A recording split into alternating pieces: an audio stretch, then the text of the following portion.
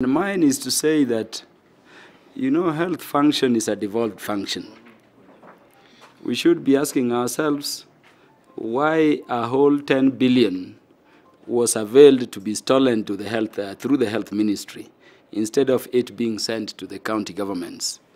And I wanted to request the Cabinet Secretary for Health, Mailu, and the Principal Secretary, Muraguri, not to test our brains, test our patience, and think Kenyans are foolish.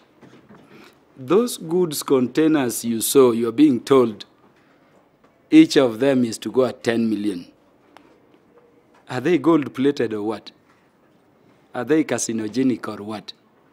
A goods container being converted into what they are calling a mobile clinic, which is not even their function. It's being said it is going at 10 million. Things we know are between 100,000 at the maximum 300,000 around here. It is barefaced theft. And to me, the mere fact that Cleopas Mahilu has come up to defend it says something wrong about him also, even though that theft never took, place at the time I was there. Muraguri ought to leave office as fast as possible. But the most heartening thing is to hear one Kathleen Kianya, wrote is her name, saying that she is entitled to do business with the government of her cousin Uhuru Kenyatta. I mean, the fundamental question to ask is so simple. Can my sister be contracted to do CDF work in Homa Bay Town constituency? How then do I oversight whatever he or she does, if that were to be the case? It's barefaced theft. So I wanted to tell our president that if he does not deal with the theft, particularly at Afia House, where we know members of his family were deeply involved, and has been confirmed. And let nobody tell us that this was an internal auditor's report. That is a public office paid by the members of the public to undertake that internal audit. It is not draft, it is not interim. It is a final report of a public office paid by the citizenry. If Uhuru Kenyatta does not deal with Kathleen Kianya, Ms. Mudama, and all those mentioned in Mafia House, scandal, then only two conclusions will be come to. Either the corruption we have in this country are for him, people are stealing for Uhuru Kenyatta, or he is the one stealing. Only those two things. They are either stealing for him, or he is the one stealing. We hope not, against hope, that any of those two could be possibilities. In terms of NYS, we have spoken until we are tired, but let me request our Public Accounts Committee.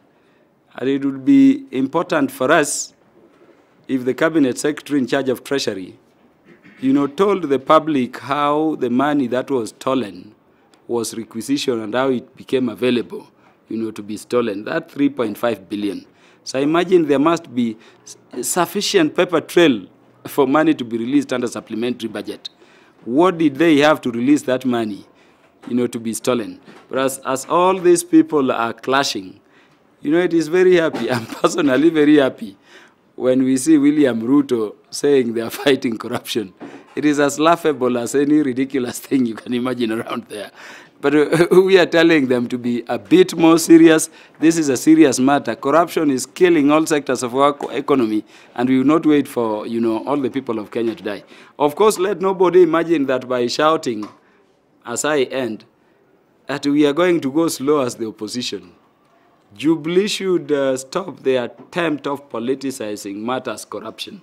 So when money is lost, it is lost for the services that would benefit all Kenyans, not people in any political party. It will not be politicized. And if the deputy president or the president are imagining that we are going to go slow because they are seeking to politicize it, then the 7 days notice as issued, we will see how far we will go. To save the funds of this country and the country's resources, we will not spare anything. I thank you. Do you have questions? No question.